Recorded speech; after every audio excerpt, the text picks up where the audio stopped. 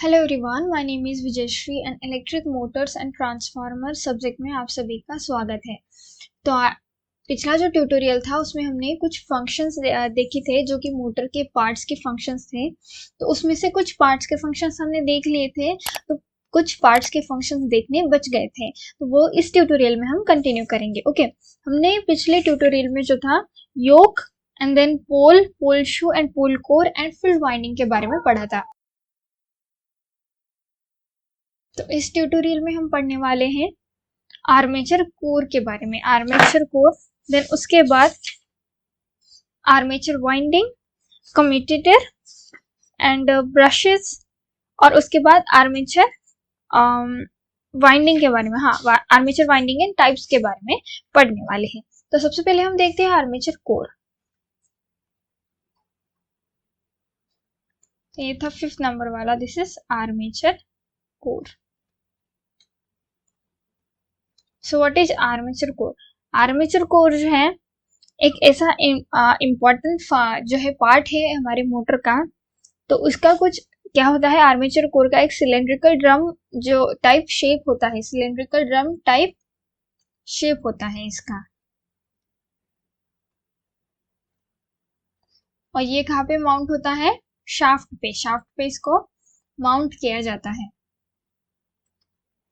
उसके बाद it is provided with large number of slots all over it's periphery. तो इसकी जो पेरिफेरी है इस कुछ इस तरीके से दिखता है। ये मैं बहुत रफली ड्रॉ कर रही हूँ। ये कुछ इस तरीके से इसके बारीक बारीक स्लॉट्स होते हैं। तो ऐसा कुछ इसका पेरिफेरी होता है, और इस पे क्या होते हैं कि लार्ज नंबर ऑफ स्लॉट्स यहाँ पे लगे हुए होते हैं, बनाए जाते हैं। So all this slots are parallel to the shaft axis, और ये जो है शाफ्ट एक्सिस से पैरेलल होते हैं, यानी कि शाफ्ट जो है इस तरीके से यहाँ पे कनेक्ट किया जाता है। तो इस शाफ्ट पे ये जो है माउंट किया जाता है हमारे आर्मेचर कोर को। Armature conductors are placed in this slots. तो ये जो स्लॉट्स है, तो इन स्लॉट्स में जो है हमारे आर्मेचर वाइंडिंग को, यानी कि हमारे आर्मेचर कंडक्टर को जो है फंसाया जाता है इसमें। किसमें? इन स्लॉट्स के बीच में। ओके,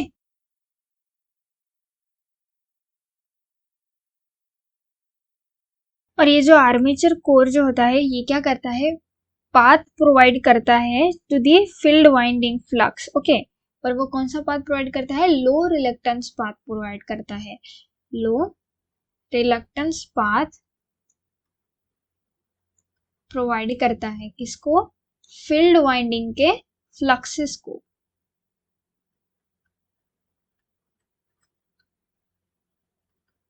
ओके, तो फील्ड वाइंडिंग के फ्लक्सेस को फ्लो होने के लिए ये क्या करता है? लो रिलक्टेंस पाथ प्रोवाइड करता है। उसके बाद इसमें हाई परमेबिलिटी लो रिलक्टेंस मटेरियल जो है यूज किया जाता है। हाई परमेबिलिटी यानी कि ये जो है हाई परमेबिलिटी प्रोवाइड करता है, यानी कि परमिशन प्रोवाइड करता है। परमेबिलिटी यानी कि permission to allow the fluxes to flow through it. Okay, तो लो रिलक्टेंस पाथ है, इसका मतलब फ्लक्सेस क्या होंगे? फ्लक्सेस ज्यादा होंगे। लो रिलक्टेंस पाथ है मतलब फ्लक्सेस क्या होंगे? ज्यादा होंगे। तो इसी वजह से इसकी जो परमेबिलिटी है ये हाई होगी। परमेबिलिटी क्या होगी? हाई होगी। तो इसके लिए इसमें कास्ट स्टील या फिर कास्ट आयरन का जो है मटेरियल यूज किया जाता है, क्योंकि ये लो रिलक्टेंस पाथ और हाई परमेबिलिटी जो है प्रोवाइड कराता है। So the air holes are provided for the air circulation which helps in the cooling the armature core। तो इसमें क्या होते हैं? एयर होल्स जो होते हैं वो प्रोवाइड किए जाते हैं for the cooling purpose, for the cooling purpose of the armature core.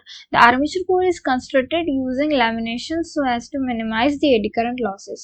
Eddy current losses जो होते हैं उस eddy current losses को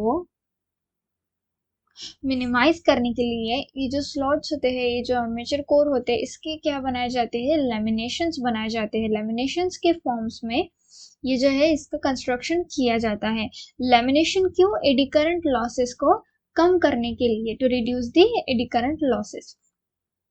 तो इसके लैमिनेशंस जो होते हैं इसकी एक बहुत ही थिन जो होती है वो एक थिन लेयर होती है मेटल्स की, जिसका जो है इसको बहुत ही कम सेंटीमीटर के एयर गैप के साथ इसको बनाया जाता है।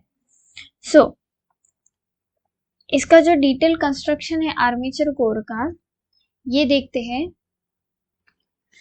अब ये जो आर्मेचर कोर के जो डिटेल पार्ट्स हैं वो हम किसी और ट्यूटोरियल में देखेंगे। तो इसके बाद का जो टॉपिक है दैट इज आर्मेचर वाइंडिंग। हमने सबसे पहले अभी आर्मेचर कोर के बारे में पढ़ा, अब हम पढ़ेंगे आर्मेचर वाइंडिंग के बारे में। सो ये जो कंडक्टर्स होते हैं आर्मेचर कंडक्टर्स, ये कॉपर के बनाए जाते हैं, और आर्मेचर कंडक्टर्स इस तरीके से इंटरकनेक्टेड होते हैं कि वो एक आर्मेचर वाइंडिंग फॉर्म करे। So, when the armature winding is rotated using a prime mover, it cuts magnetic flux lines and voltage gets induced in it. क्योंकि जो फैराडेज का लॉ ऑफ इंडक्शन होता है, जो मैग्नेटिक इंडक्शन जो voltage induce होता है मैग्नेटिक फ्लक्सेस की वजह से, तो ये सिंपल फंडा यहाँ पे अप्लाई होता है। क्या होता है, आर्मेचर वाइंडिंग जो लगी हुई होती है आर्मेचर कोर पे, तो वो क्या होता है, शाफ्ट से जुड़ा हुआ होता है आर्मेचर कोर, और प्राइम मूवर जो घूमता है यानी कि शाफ्ट जब घूमता है तो उसके साथ साथ ये आर्मेचर वाइंडिंग क्या करती है, इस मैग्नेटिक फ्लक्सेस को कट करती है, और उसमें क्या होता है, वोल्टेज जो होता है इंड्यूस होता है। तो आर्मेचर वाइंडिंग जो होती है कनेक्टेड होती है to the external circuit that is load through the commutator and brushes. क्योंकि आर्मेचर वाइंडिंग के बीच में क्या होता है, वोल्टेज जो होता है इंड्यूस होता है, तो ये क्या करती है, वोल्टेज कम्यूटेटर और ब्रशेस के थ्रू लोड को देती है। तो ये क्या कहलाएगा, जनरेटर, और जब सप्लाई लेगी तब क्या कहलाएगी, ये मोटर। तो इस तरीके से मशीन का कंस्ट्रक्शन किया जाता है आर्मेचर वाइंडिंग का मशीन में। ओके, उसके बाद यहाँ पे हम देखेंगे कम्यूटेटर। तो आप इसके साथ साथ पिछली ट्यूटोरियल की जो है डायग्राम है वो उसका स्क्रीनशॉट लेके कंपेयर करके देख लीजिएगा। उसके बाद यहाँ पे है देखने वाले हैं कम्यूटेटर। क्योंकि ये जो वीडियो मैं बना रही हूँ इसमें इस स्लाइड्स में जो है पिछली स्लाइड यहाँ पे अवेलेबल नहीं है, इसलिए मैं आपको दिखा नहीं पा रही हूँ। लेकिन आप जो है पिछले ट्यूटोरियल के साथ इसका स्क्रीनशॉट लेके उस डायग्राम का, कंस्ट्रक्शन डायग्राम का इसके इस ट्यूटोरियल के साथ जो है कंपेयर करके देख लीजिए। ओके, सो कम्यूटेटर एक ऐसा सिलेंड्रिकल ड्रम होता है जो कि शाफ्ट पे माउंट किया जाता है along with the armature core. Okay, commutator same बिल्कुल आर्मेचर कोर की तरह क्या होता है, आर्मेचर कोर के साथ साथ इसको एक सिलेंड्रिकल ड्रम होता है ये,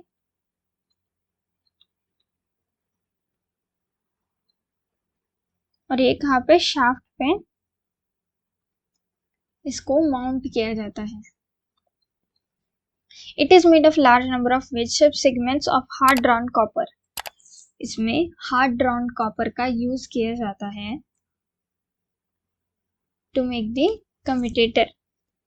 The segments are insulated from each other by thin layers of mica. अब इस segments को जो है insulation provide किया जाता है। insulation किस material का provide किया जाता है, mica का। अब इंसुलेशन क्यों प्रोवाइड किया जाता है, ताकि इन सेगमेंट्स में किसी भी तरीके की स्पार्किंग या फिर कोई शॉर्ट सर्किट ना हो। उसके साथ साथ armature winding is tapped at various points and this tappings are successively connected to various segments of the commutator. ये जो आर्मेचर वाइंडिंग होती है इसकी टैपिंग की जाती है टू द वेरियस पॉइंट्स, और ये जो टैपिंग है ये कनेक्ट की जाती है, वाइंडिंग की जो टैपिंग्स होती है ये कनेक्ट की जाती है कम्यूटेटर सेगमेंट से।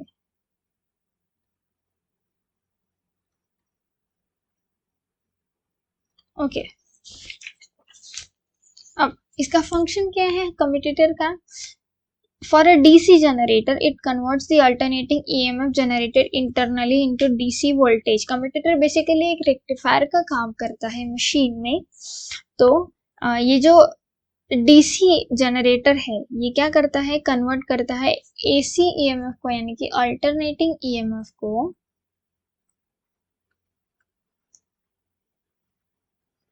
ये जो जनरेट होता है इंटरनली इसको डीसी वोल्टेज में कन्वर्ट करता है। ओके, डीसी वोल्टेज में कन्वर्ट करने का काम कौन करता है, कम्यूटेटर करता है। It collects the current from the armature conductor and passes it to the external load via brushes. क्या होता है, ये क्या करता है, आर्मेचर कंडक्टर से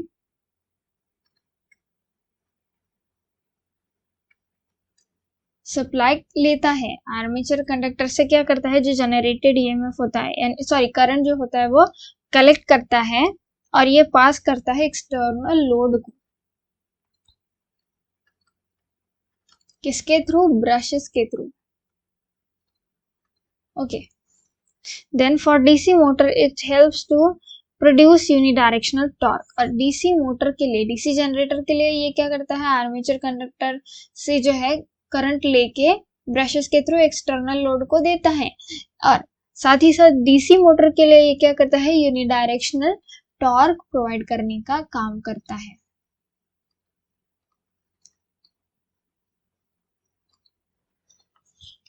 और इसमें जो मटेरियल यूज होता है इस सेगमेंट्स के लिए, यह भी हमने देखा, कॉपर यूज होता है और इंसुलेशन किसका, माइका का प्रोवाइड किया जाता है.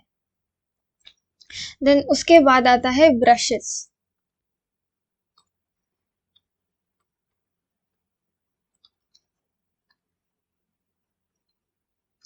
Now what do brushes do? Okay, current is conducted from the armature to the external load by the carbon brushes which are held against the surface of the commutator by spring. तो ये क्या होता है, commutator का जो surface होता है इस पे लगे हुए होते हैं ब्रशेस, कम्यूटेटर के सरफेस पे ये ब्रशेस जो होते हैं कनेक्ट किए जाते हैं. ओके, तो करंट जो है कंडक्ट करता है from the armature to the external load, तो किसके थ्रू करता है, ये ब्रशेस के थ्रू. अभी हमने देखा ये क्या करता है, कम्यूटेटर आर्मेचर कंडक्टर से करंट को लेके एक्सटर्नल लोड में देता है, किसके थ्रू, ब्रशेस के थ्रू. तो ये जो करंट होता है ये ब्रशेस के थ्रू पास होकर फिर एक्सटर्नल लोड के पास जाता है. So brushes wear with time, time के साथ साथ इसमें क्या होता है, खींचतानी होती है. Hence they should be inspected regularly and replaced occasionally. तो इसका जो इंस्पेक्शन इसी रीजन से करना चाहिए, रेगुलर बेसिस पे कि देखना चाहिए कि इसमें कितना वेयर एंड टेयर हुआ है और ये रिप्लेस करने के इसको रिप्लेस करने की ज़रूरत है या फिर नहीं है. तो इस हिसाब से इसका रेगुलर इंस्पेक्शन करके इसको रिप्लेस करना पड़ता है अगर वो काम से गए हैं तो.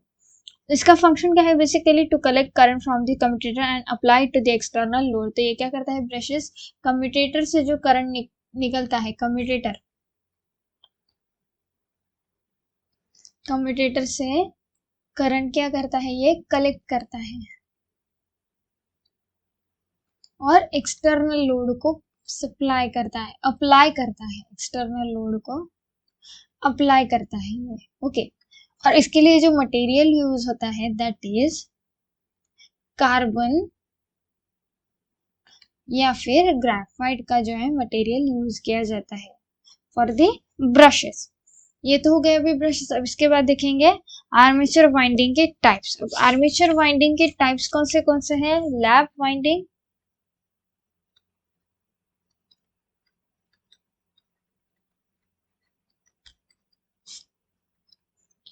लैप वाइंडिंग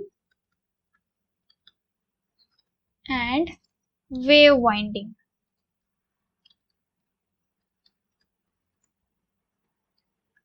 ओके, तो लैप वाइंडिंग और वेव वाइंडिंग इस तरीके के इसके दो जो है टाइप्स होते हैं आर्मेचर वाइंडिंग्स के. ओके, तो इसके जो टाइप्स हैं इसके बारे में हम आगे डिटेल में पढ़ेंगे. ये मैंने अभी थोड़ा सा बता दिया है आपको, ये ध्यान में रखने के लिए. इस ट्यूटोरियल में हमने जो है पार्ट्स के फंक्शंस जो है, मोटर के पार्ट्स के फंक्शन इसमें हमने आज पूरे कर लिए. ओके, तो इसके बाद का जो ट्यूटोरियल है उसमें हम शुरू करेंगे डीसी मशीन्स. ओके, जो हमारा दूसरा यूनिट है वो हम शुरू कर देंगे, डीसी मशीन्स के बारे में हम पढ़ना शुरू कर देंगे. तो मिलते हैं हम नेक्स्ट ट्यूटोरियल में.